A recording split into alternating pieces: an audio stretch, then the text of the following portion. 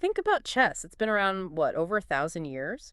And it's still this massive global thing, this mental battleground that just ignores all the usual boundaries, age, gender, nationality, whatever. It really is incredible, isn't it? That enduring pull of the 64 squares. Totally. So today, that's what we're diving deep into, chess. Specifically, we want to unpack what makes someone really good at it. Yeah, that age-old question. We're looking at the big factors, Yeah. practice, sure, but also intelligence and how age fits into the whole picture. Okay, so for sources, we've got a pretty cool mix. There's a really active Reddit discussion we looked at where people were hashing out why chess often seems to be a young person's game. Uh-huh. And then we got the science side. There's a study looking at how learning chess impacts kids, specifically 11 and 12-year-olds. Right, and another one focused squarely on what's called deliberate practice, how that intense study shapes expertise. And one more, which is fascinating, trying to pull apart and also combine the influence of both intelligence and practice on chess skill over time. So our mission here is to go beyond that common idea that you have to be young to be great at chess. Exactly. We want to see what these different sources tell us about, the real recipe for skill and how people hit their peak performance, maybe at different stages of life. Okay, let's jump into that starting young idea first. The Reddit thread was all over this. Lots of comments about how kids just seem to soak it up. Yeah, that came up a lot. People talking about how fast children's brains learn new things. It's almost like they're wired differently at that age. And this term, neuroplasticity, kept popping up in the discussion. Right. Several users mentioned it. It's basically the brain's amazing ability to, rewire itself, make new connections, store information much more easily when we're young. Hmm. Like a sponge, maybe. Yeah, or like clay, like one user said, easier to mold. Yeah. Someone else made a great comparison to learning languages. Oh, yeah, I saw that. Start young, and you often end up sounding like a native. It's like the brain's just more receptive then. Totally.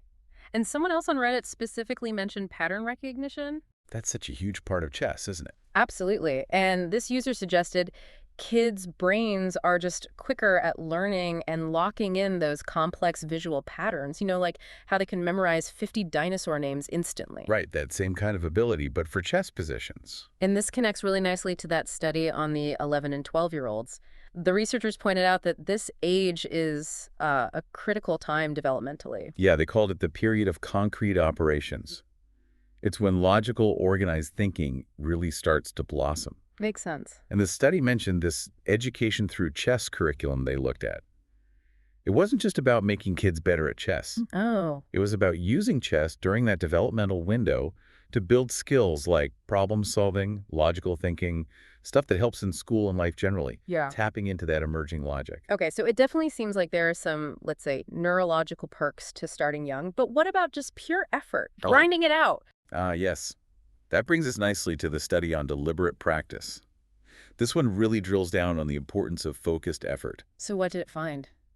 The big takeaway was that for tournament players, the strongest predictor of their actual skill level wasn't just playing games, it was serious solitary study. Solitary study, meaning studying alone. Exactly. Poring over books, analyzing positions, using databases, focus work by yourself, trying to understand the game on a deeper level. And the amount of time was significant. Oh, absolutely staggering. The study found top players, grandmasters, clocked about 5,000 hours of this kind of solo study in just their first decade of serious play. 5,000 hours. Wow, just studying. Yep.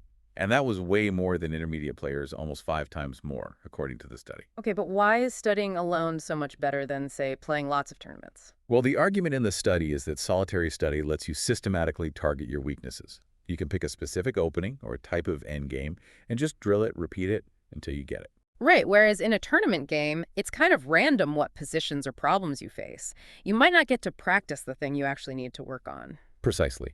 The study used regression analysis, basically a statistical tool, to figure out what matters most, and found this cumulative serious study time was the single most powerful predictor of a player's rating. Got it. And they visualized this somehow. They did. They had a figure 1, showing the cumulative hours of this solo study plotted against players' ELO ratings.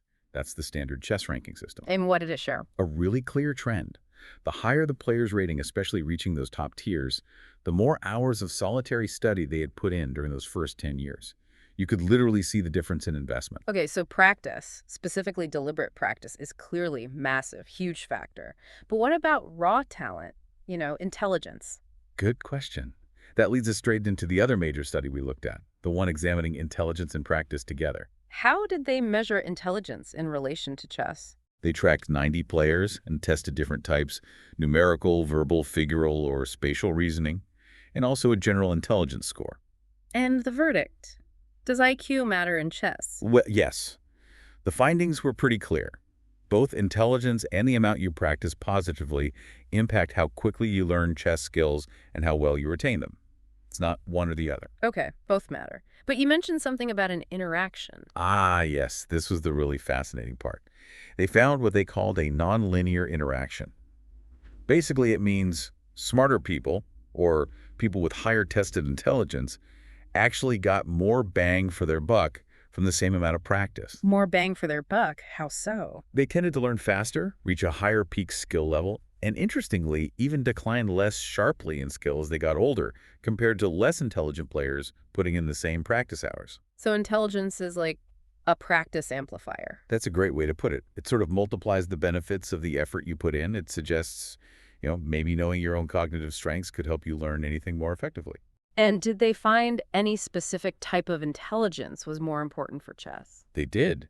Numerical intelligence seemed particularly relevant. Numerical. That's interesting. I might have guessed spatial, visualizing the board. Yeah, spatial's definitely involved. But think about calculation, evaluating piece values, counting attackers and defenders, looking ahead multiple moves. That core calculation aspect seems strongly linked to numerical abilities. Okay, that makes sense. Did this study have visuals too? Yep. Figure 2 showed the average effect. It mapped out how numerical intelligence and practice influence ELO rating across a player's lifespan. Right. And then Figure 3 used hypothetical players. It showed trajectories for players with different combinations, high intelligence, high practice, low intelligence, high practice, and so on. And what was the picture there? You could really see the separation. The players with both high numerical intelligence and high practice volume just pulled way ahead over time in terms of their rating. Okay, so we've got early learning advantages, the massive power of deliberate practice, and this amplifying role of intelligence. Let's bring age back into it. When do players typically peak? That intelligence and practice study had a clear finding on that. On average, players tended to reach their peak performance, their highest ELO rating, around age 35. 35.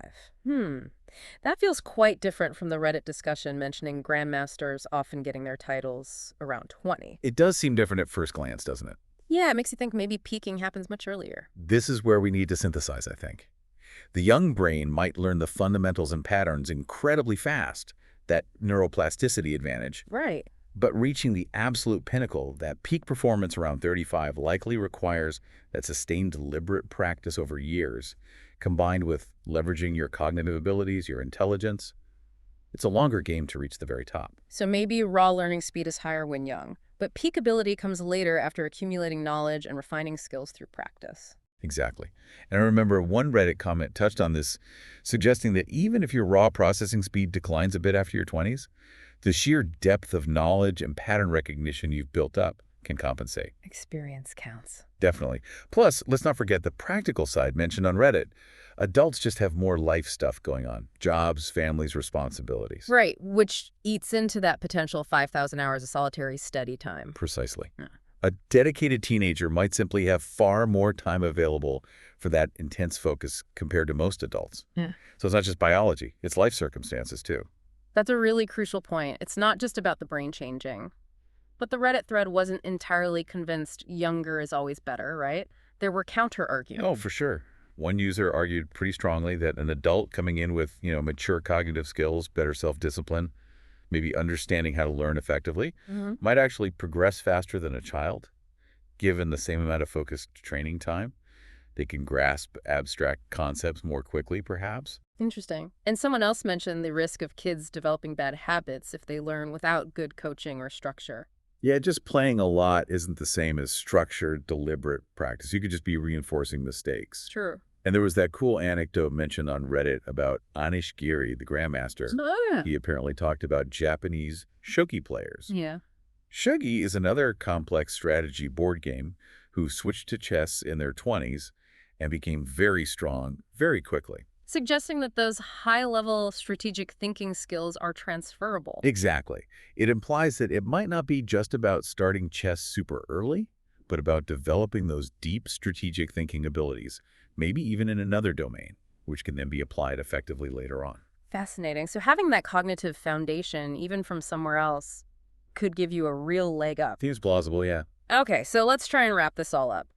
After digging through the Reddit chat and these studies, what are the main things we've learned about getting good at chess? Well, it's definitely complex. Starting young seems to give you an edge initial learning speed, that neuroplasticity boost for absorbing patterns. Okay.